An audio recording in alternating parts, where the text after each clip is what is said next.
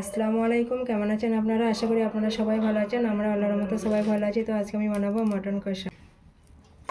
এখানে আমি 1 kilo mutton নিয়েছি। এই 1 কিলো মটন আমি ভালো করে পরিষ্কার করে ধুয়ে নিয়েছি। এবার দিয়ে দেবো এতে পেঁয়াজ কুচি,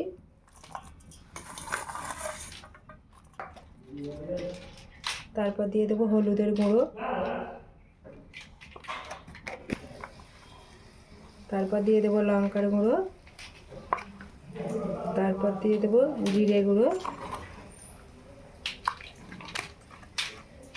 তারপর দিয়ে দেবো ধনে গুঁড়ো, দিয়ে দেবো সরিষার তেল পরিমাণ মতো লবণ। তারপরে এটাকে ভালো করে মেখে নেব। দেখুন বন্ধুরা, আমি এইভাবে মেখে নিয়েছি। এবার এটাকে আমি 20 মিনিট ঢাকা দিয়ে রেখে দেবো। মটন কষার জন্য আমার কড়া গরম হয়ে গেছে। এবার দিয়ে দেবো সরিষার তেল, এবার দিয়ে দেবো তেজপাতা।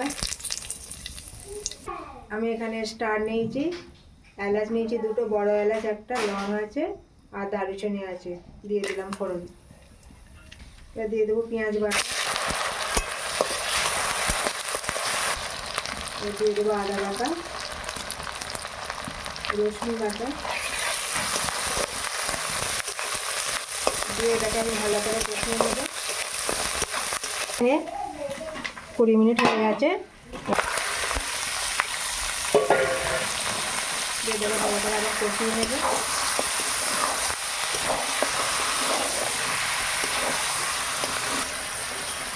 এবার এতে আমি দিয়ে দেবো মগজ দানা বাটা, আর এতে আছে পোস্ত, একসঙ্গে আমি এটাকে বেটে নিয়েছি, এতে দিয়ে দেবো।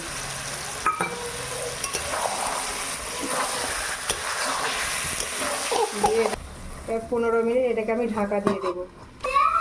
মটনটা এবার আমি দেখে নেব।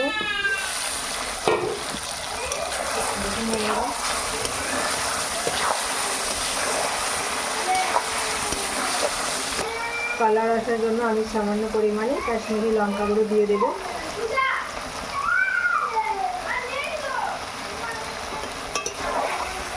দিয়ে আবার এটাকে আমি ভালো করে আবারও 20-25 মিনিট আমি এটাকে ভালো করে কষিয়ে নেব।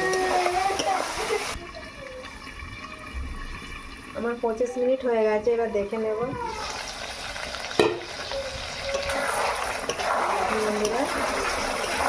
কালারটাও খুব সুন্দর এসেছে, আর আমার পুরো একদম কষানো হয়ে গেছে এটা ভালোভাবে।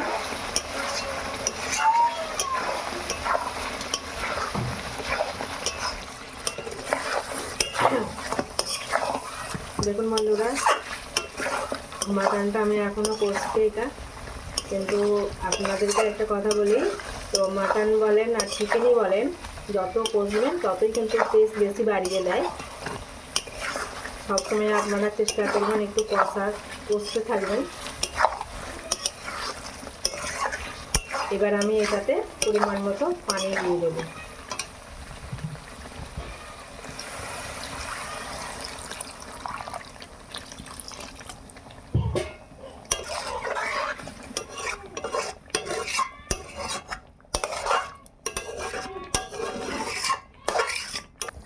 এবার এটাকে আমি 20 মিনিট ঢাকা দিয়ে রেখে দেবো।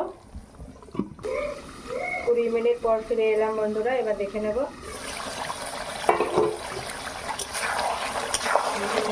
আমার মটন হয়ে এসেছে, এবার আমি নামিয়ে নেব। আমি কিন্তু এতে বেশি ঝোল রাখবো না, কারণ আমি বলেছিলাম কষা করবো, সেই জন্য আমি কষাই করেছি। এই যে দেখুন, এই যে বেশি ঝোল রাখবো না আমি। এটাকে এবার আমি নামিয়ে নেব।